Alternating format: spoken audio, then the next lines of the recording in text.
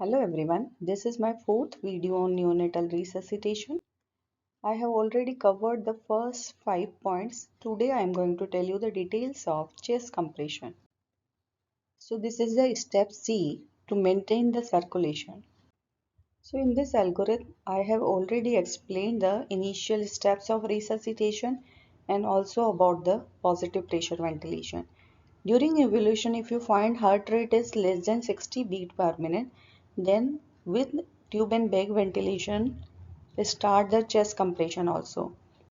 So we have to coordinate the positive pressure ventilation with chest compression and always increase the FiO2 up to 100%.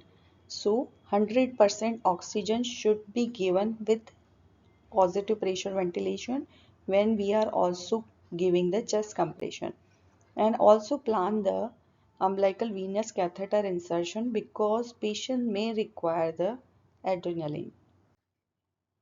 So if heart rate less than 60 beat per minute despite giving the adequate ventilation for 30 seconds, go for chest compression. So the indication of chest compression is heart rate less than 60 beat per minute despite at least 30 seconds of effective positive pressure ventilation. So at any point of time, if the patient is having heart rate less than 60 beat per minute, first we have to maintain the breathing. First we have to give the positive pressure ventilation, effective positive pressure ventilation for 30 seconds. Again we have to evaluate the baby. If you find heart rate is less than 60, then also start chest compression with tube and bag ventilation. Also consider the endotracheal intubation at this point to ensure the adequate ventilation and for the proper coordination of the ventilation and chest compression. What is the rationale behind giving the chest compression? When heart rate is less than 60, despite the positive pressure ventilation, it indicates the very low oxygen level and patient is having significant acidosis. Because of significant acidosis and hypoxia, myocardial function is depressed. So no blood in the lungs to get the oxygenated, which is supplied by the positive pressure ventilation. When we are giving the chest compression with the effective ventilation by endotracheal intubation or begin mass, oxygenation of the blood occur and recovery of the myocardium to function it spontaneously occur, and heart rate will increase and also oxygen supply to the brain increases. Now what is the principle of chest compression? When we are giving the rhythmic compression of the sternum, that is chest compression, it will compress the heart against the spine and it increases the intrathoracic pressure. Blood then pumped into the arteries. So here in this image you can see when we are giving the chest compression by pressing the sternum, then blood will pumped into the arteries. When we are releasing the pressure, here in this image you can see when we are releasing the pressure, blood enters into the heart from the vein. Now what will be the position of the both who is giving the chest compression and the person who is giving the ventilation? As we know, when we are coordinating both chest compression and ventilation, the person who is giving the chest compression should stand on the right side of the patient, and for ventilation stand on the head end of the patient. So in this image you can see, and you can see in this video also. Now what are the techniques of giving the chest compression? There are two types of techniques. One is the thumb technique. In this image you can see how to give the thumb technique. In this, two thumbs depress the sternum. Here you can see hands are encircling the chest and fingers are supporting the spine, and this is the preferred technique. While in the two fingers technique, in this image you can see either we can use the tip of the middle and index finger, or we can use the middle and ring finger of one hand to compress the sternum and other hand will support the back, and we prefer this technique. Thumb technique is preferred as better control of depth of compression, provide the pressure consistently, and superior in generating the peak systolic and coronary artery perfusion pressure. If the small chest is there as in infant, we can even overlap our thumbnails for the thumb technique.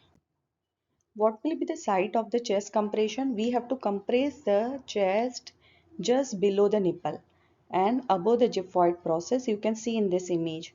And in this image you can see giving the chest compression by two finger technique just below the nipple and above the gyphoid process. So in the form of MCQ also this can be asked. So in this image mark the area on this baby where you would like to give the chest compression. So answer will be just below the nipple. Now in this video I am giving the chest compression first by the thumb technique. This is gyphoid process and above gyphoid process by thumb technique. So we have to keep our thumb in this position.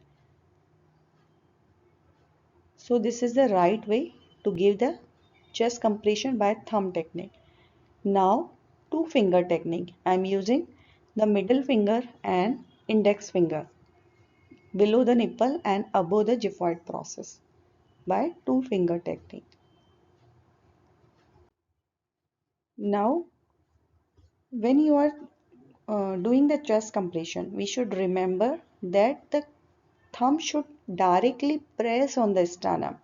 We should not deliver the lateral pressures. So we have to keep our thumb at right angle, not horizontally. This is the wrong way.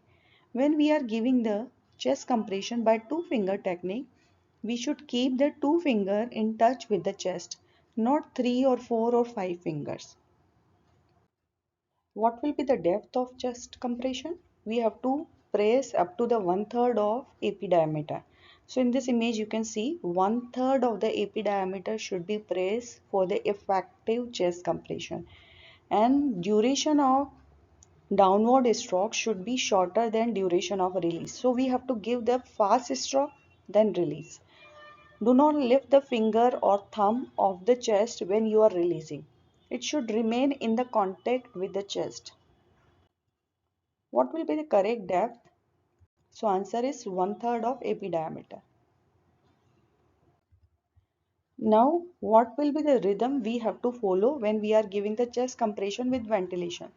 So when the person will say 1 and 2 and 3 and will deliver the 3 chest compression, and when he will say breathe end, at that time the person who is giving the positive pressure ventilation will deliver the breath, and this cycle is of 2 seconds. So this is the one cycle, 3:1 ratio, 3 chest compression and 1 ventilation, and total duration of one cycle is 2 seconds. So what will be the correct rhythm for the coordinating chest compression and ventilation is 1 and 2 and 3 and breathe end. So in this video you can see I am giving the chest compression and my staff is giving the tube and bag ventilation, and rhythm is 1 and 2 and 3 and breathe end, 1 and 2 and 3 and breathe end, and the ratio of breathing and circulation is 1:3. So 30 ventilations and 90 chest compression in 1 minute. So total events will be 120. So coordination of chest compression and ventilation, we should avoid the giving the compression and ventilation simultaneously. After every breath, we have to give the 3 compressions. So ratio will be 1:3 or 30:90 per minute. So 30 will be the breathing and 90 will be the chest compression. In one cycle of 2 seconds, 3 compression and 1 ventilation. And in 1 minute, total 30 cycles or 120 events. So 90 compression and 30 breaths. So it is also asked in the MCQ how many cycles in 1 minute we have to cover, how many events, how many breathing and how many ventilations. So the ratio of chest compression to ventilation is 3:1. So 3 compression and 1 ventilation. Now what will be the complication? Patient can develop the laceration of liver, breakage of ribs can occur during the chest compression. When to stop the chest compression? We have to reassess after full 1 minute of the chest compression. If heart rate is still less than 60, then we have to continue the chest compression with another D step. If heart rate is more than 60 per minute, then we have to stop the chest compression and we have to increase the breaths again 40 to 60 per minute. So this is about the chest compression. Thank you so much.